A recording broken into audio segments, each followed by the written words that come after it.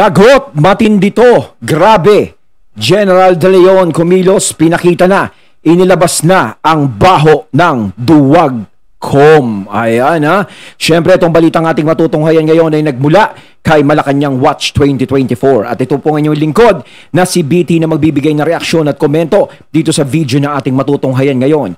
At huwag na natin pagtagalin at sabay-sabay na nating panoorin ang laman ng video na hatid sa atin ni Malacanang Watch 2024 at bibigyan natin ng reaksyon ng balitang ito. Pasok!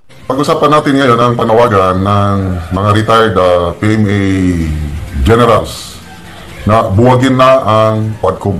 Ayun, no, itong boses na to parang pamilyar sa atin, no? Parang si General Macanas ito. Siyempre, bigyan natin ng credit si General Macanas. Ito yung boses na madidinig natin ngayon at bibigyan ng reaksyon. Yan, the General's viewpoint yan. Suportahan natin, pagpatuloy natin. Ito, may bagong post si General Romeo B. Pocis. Then, yung mga naunang mga post ni General Orlando De Leon. Isang sinasabi nila na useless ang Quadcom. Okay, dito. Basahin ko ang post ni General Romeo B. Pocis. Sabi niya, the role of Congress is to craft laws. Congressional hearings are supposed to be undertaken in aid of legislation, meaning to help lawmakers make the laws or amend or revise existing ones. However, given the way these hearings are handled by the persons who claim to be honorable and demand to be addressed as your honor, they are made more in aid of persecution of invited resource persons and in aid of re-election of the honorable congressmen and senators. Tama naman yun, no? Para sa akin, no? Ito yung Quadcom. Pasensya na sa inyo. Quadcom. Ayan, ako sinasabi ko Quadcom, hindi duwagcom. No? Kung tutusin, mas maganda is wala na, buwagin na lang kayo. Oo, kumbaga pampagulo lang kasi nangyayari. Diba? Hindi ko alam kung bakit nyo pa binuo yan. Para kayo nag-bolt in. No? Kasi okay lang sana kung magbuo kayo ng ganyang samahan. No? Yung ganyan. Kung kayo ay nagiging fair. Nagiging patas kayo sa inyong pag-iimbestiga, sa pakikipaglaban nyo sa kung ano mang pinaglalaban nyo dyan. Diba? Kaso nga lang ang nangyayari, binuo nyo yan, parang binuo nyo yan, laban lang sa mga Duterte. Hindi nyo yan binuo para sagupain yung mga taong gumagawa ng anomalya at hindi maganda dyan sa gobyerno. Diba? Parang wala din namang nangyayari kasi ginagamit nyo lang naman yan sa iisang pamilya lang. Sa iisang pangalan lang, sa mga Duterte lang, wala nang iba. Diba? Doon lang siya umiikot. Kaya lumalabas na pinagtutulong-tulungan nyo lang. Nagbuo pa kayo ng ganyan, Diyos ko, mga Duterte lang kalaban nyo. Pasensya na mga sir ha, kasi parang nakakatawa lang kasi yung ginagawa ninyo. We live in a very difficult times, made worse by typhoons, floods, and other disasters. Ordinary citizens endure severe hardship in earning a living just to barely feed their families. On the other hand, grandstanding and unconscionable lawmakers who got the riches from people's money through kickbacks conduct the hearings just to stay relevant and get re-elected. Okay? Ito na, the sad truth. Out of the thousands of hearings conducted in aid of legislation every year for the past so many years, very minimal laws have actually been enacted out of them. It is better, ito na yung panawagan, it is better to stop these costly, stressful, and useless hearings perpetrated by the clowns. Kumbaga itong panawagan na to, kumbaga pinapahinto na yan, buwagin na yan. Kasi wala naman ding nangyayari. 'Di ba? Halos puro gastos lang ang nangyayari. Bawat hearing, gastos ng gastos yan. Siyempre, saan ba naman kukunin ng mga yan, yung panggastos dyan, kundi sa pera ng taong bayan. Yung taong bayan nga, hindi nagre-reklamo sa mga Duterte. Tapos sila nagre-reklamo sa mga Duterte. Tapos ginagamit nila pera ng mga taong bayan na hindi nagrereklamo sa Duterte, tapos sila reklamo ng reklamo sa Duterte. 'Di ba? Baliwala naman eh. 'Di ba? Okay lang sana kung kayo gagasto sa mga investigasyon nyo doon sa mga tunay na korap, doon sa mga tunay na nagpapahirap sa bansa. Okay lang sa mga mamamayan yun. Kaso nga lang hindi na nagugustuhan ng mamamayan ang ginagawa nyo dyan. Buong akala nyo siguro parang macho kayo dyan, siga kayo dyan, no? Na magagaling kayo dyan, nagugustuhan kayo ng taong bayan, pinapaboran kayo. Ay hindi po. Merong mga nandiyadyaan na ginagamit pa ang taong bayan. No, hindi na kinikilabutan sa mga sarili nila. Pati ang taong bayan, dinadamay. Pati mga relihiyon na nananahimik, dinadamay. Diba? Na kunwari pumapanig sa kanila, pero sa totoo lang, is walang pumapanig. Alam nyo, no, hahamunin ko po kayo mga sir. No, hahamunin ko po kayo. Kung yang ginagawa ninyo ay nagiging maganda ang feedback sa mga tao, sa 2025, no, tumakbo kayong senador. O kaya sa 2028, subukan nyo pong tumakbo ng pagiging senador. Kapag nanalo po kayo, siguradong pinapakinggan kayo ng mga tao. Pero kapag kayo ay nangulelat, buwagin nyo na yan. Diba? Doon mo masusubukan eh. No? Kasi kumpiyansa kayo sa mga sarili nyo, no, na ganyan kayo. Siyempre, doon lang naman kayo sa mga distrito nyo malalakas eh. Diba? Doon lang naman kasi mga distrito nyo, kaibiganin nyo lang yung mga yan. Konting sipsipin nyo lang yung mga yan. Oh, ganun lang yun. Pero ngayon, kahit distrito, no, is may isip na rin, may utak na rin, alam na nila yung tama at mali. Hindi na sila sumasakay sa mga buladas basta-basta. No?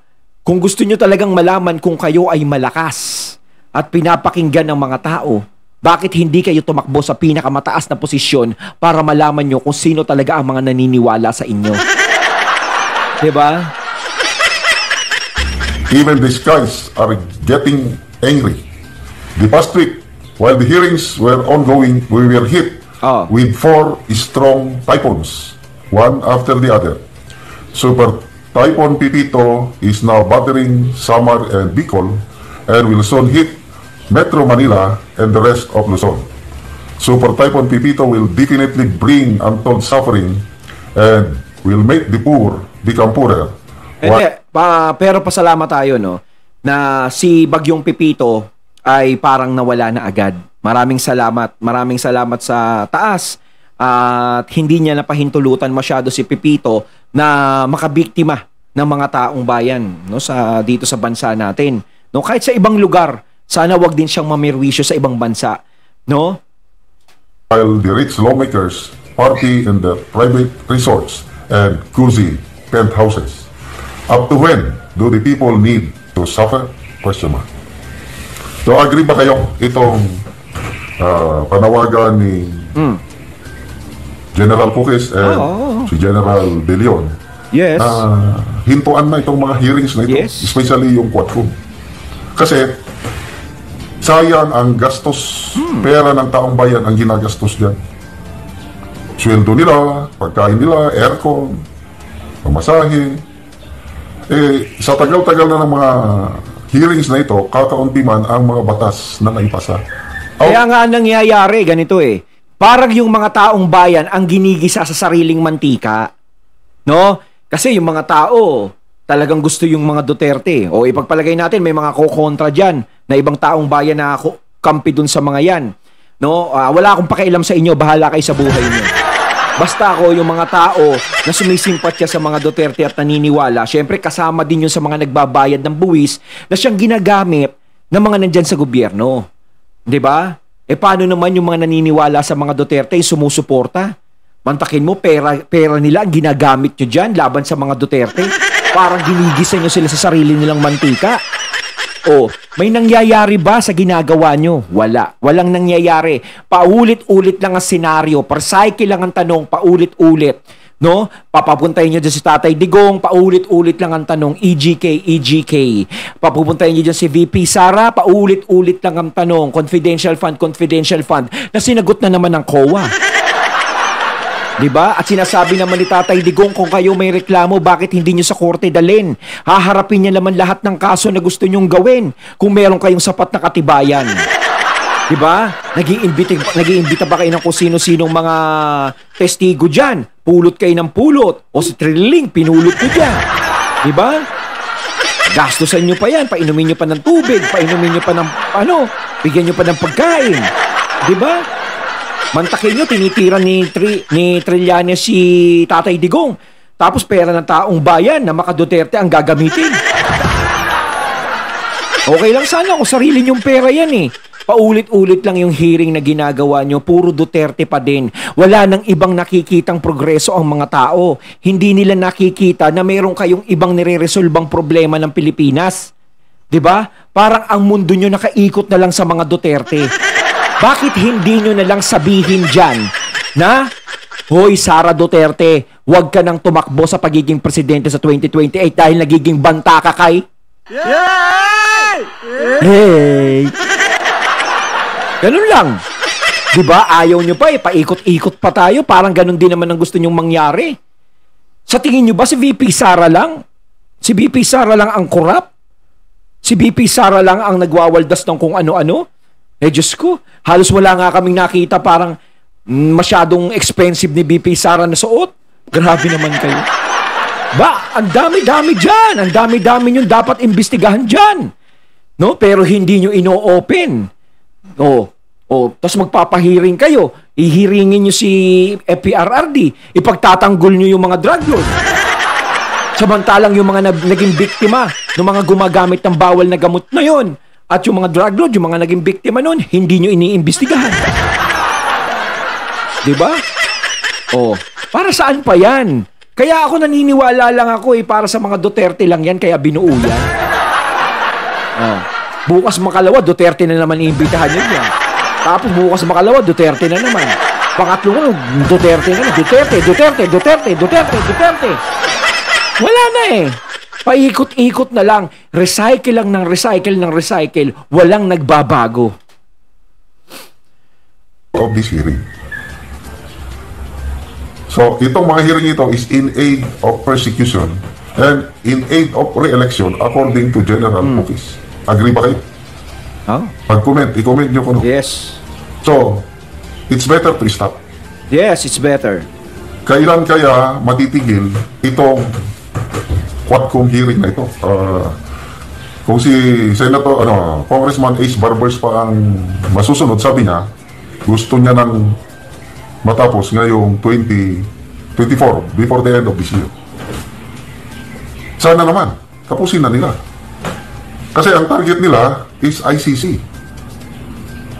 Mabuti na lang, ICC yung para idiin si dating Pangulong Rodrigo Duterte nga makasuhan sa ICC.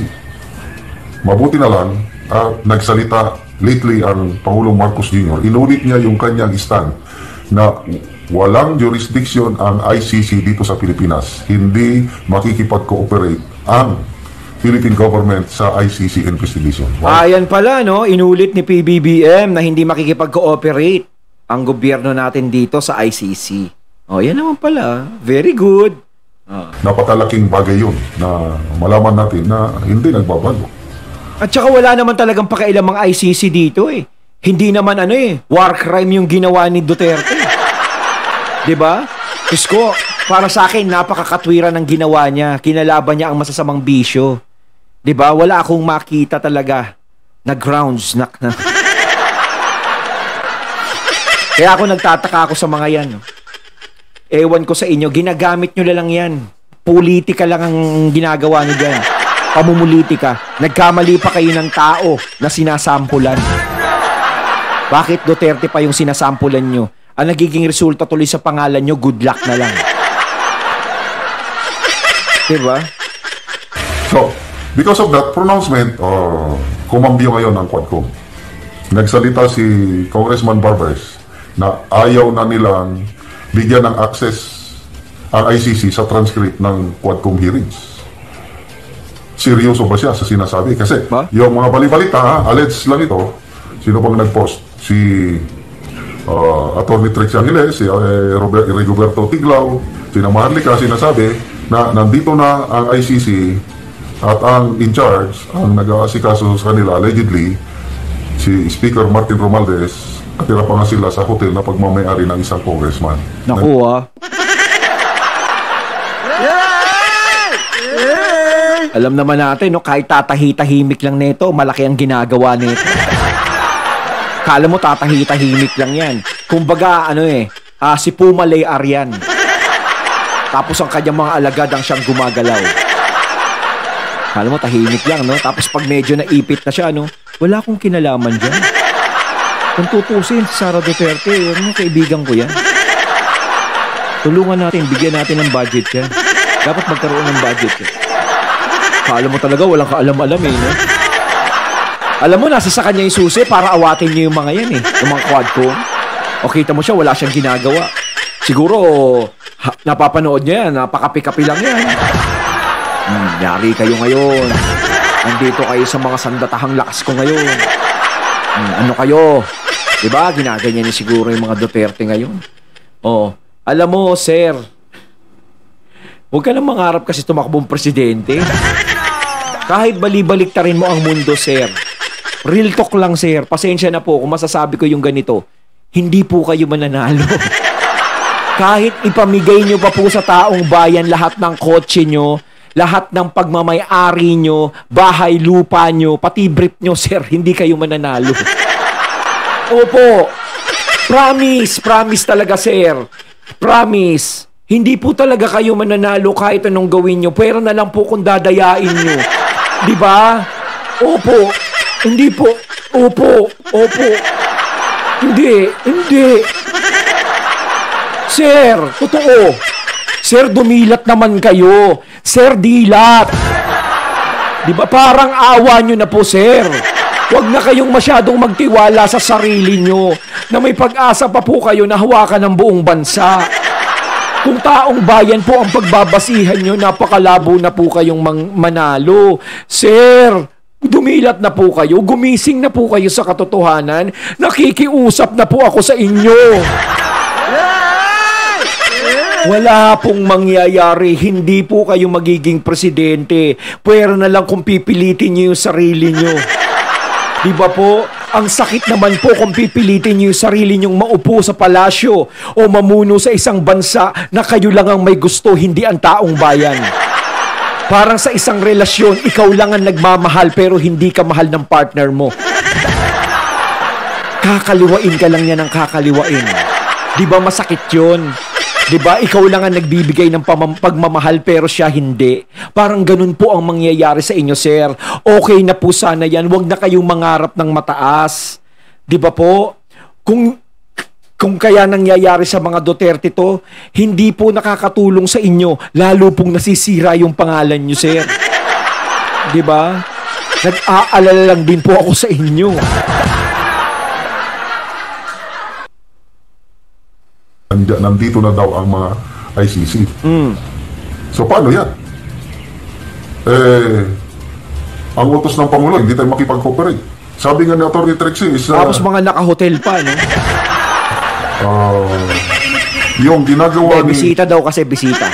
Speaker Martin Romualdez, kung totoo, yung balita na siyang nag-aasikaso sa mga ICC investigators is usurpation or yung... binabaliwalan niya na ang kapangyarihan ng Pangulo. Dahil according to Atty. Trixie, meron lang karapatan, anong tawagin na mag-asikaso sa mga ganon is si Presidente, walang international standing si Speaker Martin Romualdez. Mantakin mo, no? Inutos na ng Pangulo yan, no? Inulit na ng Pangulo na dating sinabi ng Pangulo. Ngayon, inulit niya na walang jurisdiction ng ICC. Pero pilit pa rin niyang pinapapasok. Kaya nga, sir, sana yung pakiusap ko sa inyo, sir. Huwag na po kayong mangarap. Hindi po yan ang magiging solusyon para kayo ay manalo. Lalo lang pong magagalit ang taong bayan sa ginagawa nyo, sir. Diyos ko po, kahit mapakulong nyo ang mga Duterte, hindi pa rin po kayo iboboto ng taong bayan. Pupusta po ako sa inyo, sir. Kahit mag-isa lang po kayong tumakbo sa presidential, wala kayong kalaban, hindi po nila kayo iboboto. Ramdam ko po yan, sir. Hindi ko po kayo sinisiraan o hindi ko po kayo tinitira. nag-aalala lang po ako sa health nyo. Kasi mahirap na po yun eh. Diba? Yung ma-stress po kayo na buong akala nyo ay mananalo kayo, sir. Diba?